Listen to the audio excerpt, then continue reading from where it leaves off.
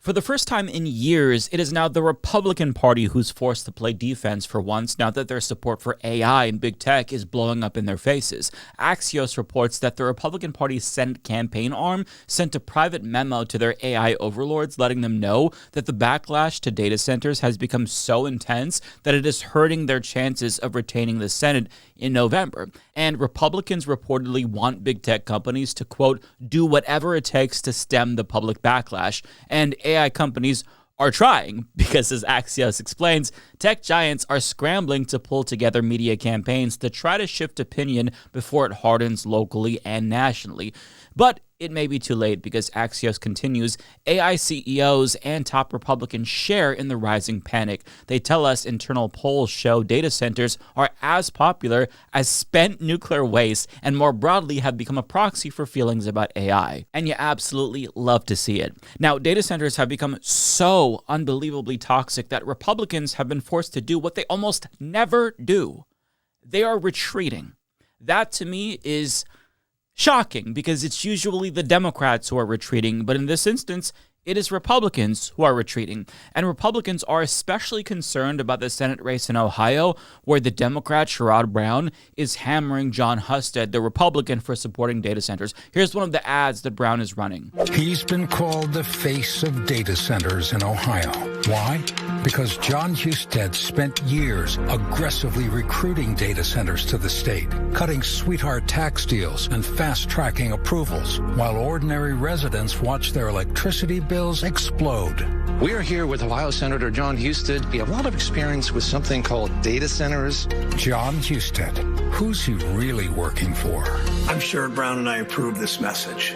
That, my friends, is a very good ad. That is a devastating message that is going to resonate with voters across the political spectrum. I say that because a Gallup poll from back in March found that 7 in 10 people oppose data centers either somewhat or strongly, and that includes 63% of Republicans. And if I had to guess, I would say that hatred for data centers has only grown since March. Now, this data is also reflected in the GOP's own internal polling, hence the panic, but they're worried that if the Republican loses this Ohio race, it'll have long-term repercussions for the entire tech industry going forward. To go back to the Axios article, they write, if Husted loses and data centers get the blame, politicians across the country will take notice and they will not go near the next one, the memo says. This has become a sleeper issue for the entire election cycle. So to Republicans, this is about more than this one Senate seat. Of course, they want to win. Of course, they want to retain control of the Senate, but this race could solidify the status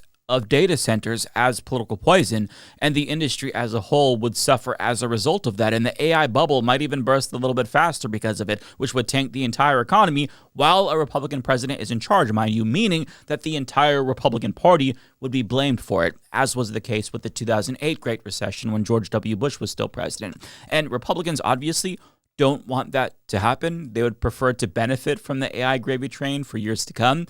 So they know that it's a ticking time bomb and they're sounding the alarm so that way their AI donors know that, like, hey, this is kind of the last chance for all of us to get rich, so you've got to turn things around.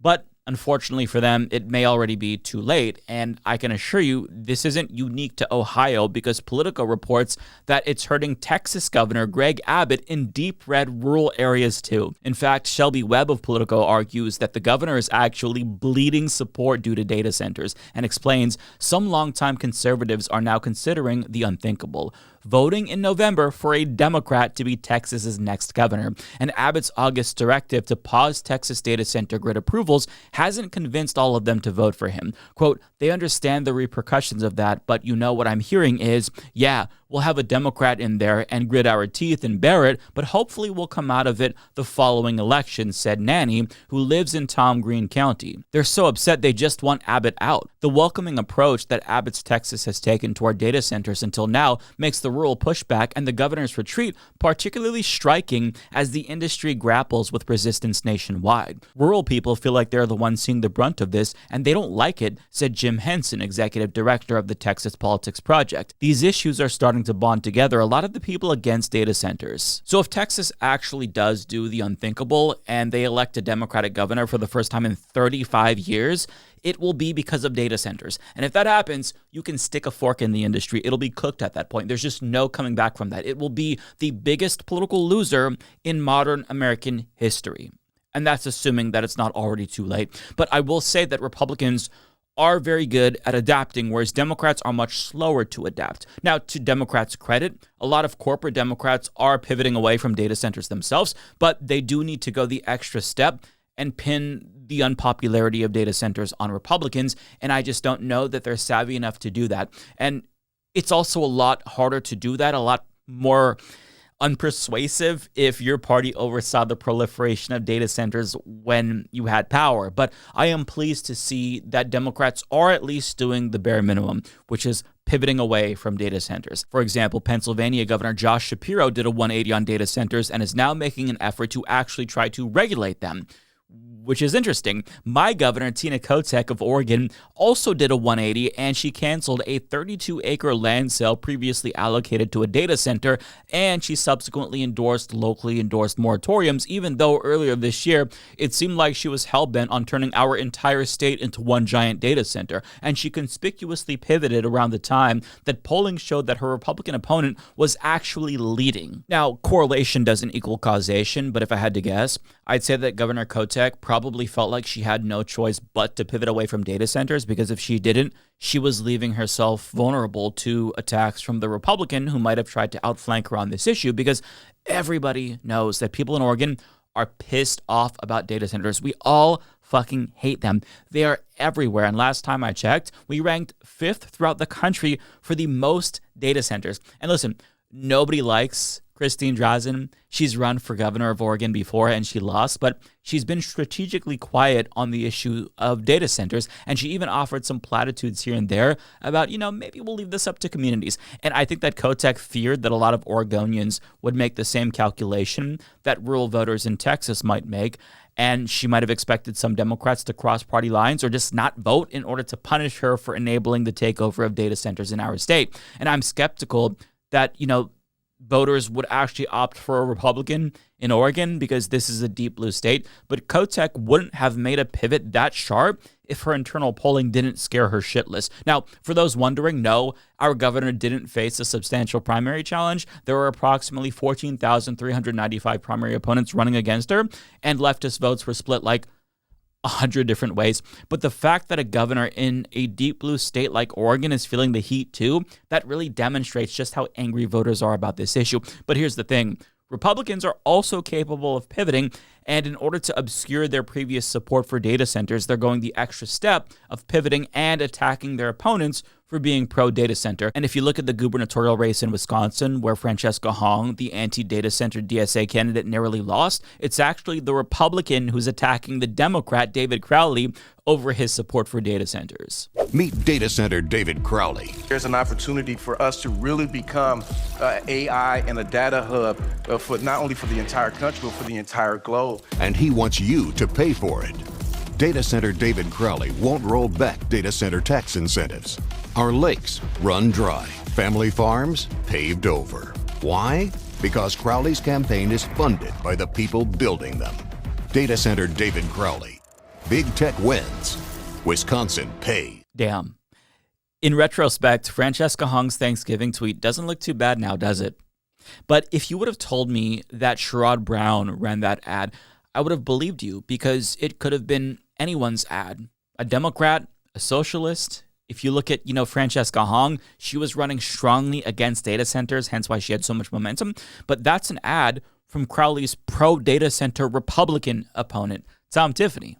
He sounds like a lib or a lefty. And as the Wisconsin Examiner reports, data centers are becoming a central issue of the race, largely because Crowley's Republican opponent is hammering him for supporting data centers. Now, the irony is that Tiffany doesn't mention data centers in his platform at all, because he supports them himself. But he's deploying the typical Republican strategy of forcing the Democrat to play defense in order to downplay his own vulnerabilities. But thankfully, it actually doesn't seem to be working. A new poll shows that Tiffany is trailing Crowley by 4 points, and part of the reason why his attack doesn't seem to be landing is because voters know that Tiffany is a hypocrite. The Cap Times editorial board released an article pointing out that Tiffany actually serves the AI oligarchs himself, and they referenced a vote that he made for an earlier version of Trump's big bullshit bill that would have banned states from regulating AI for 10 years. That is devastating. That's a huge blemish on your record if you are purporting to be the anti-data center candidate. On top of that, other local outlets are drawing attention to the money that he took from AI lobbyists. Meanwhile, Crowley himself has actually pivoted away from data centers and announced his support for robust regulations while simultaneously highlighting Tiffany's duplicity on this particular issue. So even though it was ostensibly savvy to center the race around data centers, one could argue that Tiffany's decision to do that may have actually come back to bite him in the ass, because this is one of the few issues where voters aren't falling for GOP bullshitting as easily. They're tapped in, and they're going through the records of politicians with fine-tooth combs to suss out any traitors, because once again, and I can't stress this enough, people fucking hate data centers. With that being said, I still think that Crowley needs to go on the offensive a bit more, and he needs to use the word moratorium and be explicit. Now, he's been reluctant to do that because he says that as the governor, he wouldn't have the legal authority to enact a statewide moratorium, but our governor in Oregon said the same thing, which is why she's supporting the next best thing, which is a locally enforced moratorium across the state. Like, she's endorsing communities enacting their own moratoriums. And that word is really important because it's straightforward and it tells voters exactly where you stand. My governor using that word communicates to me that she got the fucking message. She knows how pissed off we are. And this is one of the only times where I would ever recommend that somebody look to something that Tina Kotek is doing right. But it just goes to show you that politicians have to listen. Otherwise, the unthinkable could happen. A Republican could lose to a Democrat in a red state, and a Democrat could lose to a Republican in a blue state. And nationally speaking, every single Democrat has to drive home the same message. They've got to hammer Republicans for supporting data centers. Do not let Republicans run away from this. Tie them to data centers directly, highlight any donations that they've taken from big tech companies, and draw attention to any meetings that they've had with AI executives and lobbyists, because this is a 70-30 issue of high salience to voters, especially in states that have already been taken over by data centers. And Democrats have to seize the opportunity once and for all. They've got Republicans right where they want them. And if they don't harness the rage towards data centers, Republicans are going to try to, which is exactly what Tom Tiffany is doing. But midterms aside, the fact that so many politicians in both parties are running away from data centers at 100 miles an hour is a reminder that we actually do still have some power in this country. It doesn't mean that our politicians care about us as human beings, because they don't. But they do have to listen to us, especially during election years, because they care about themselves. And they know that if we're pissed off, we will punish them for not doing what we want. And I think that Democratic socialists and socialist-adjacent candidates have been successful specifically because they've been able to harness that rage. It's the exact same political strategy that Republicans use, with the difference being that the rage they harness is always manufactured and misdirected towards minorities, whereas the rage that Democratic socialists harness is actual rage that stems from the bottom up and not the top down. So just remember that you are the boss of these politicians. This proves it. And the faster more Americans understand this, the better off we'll all be.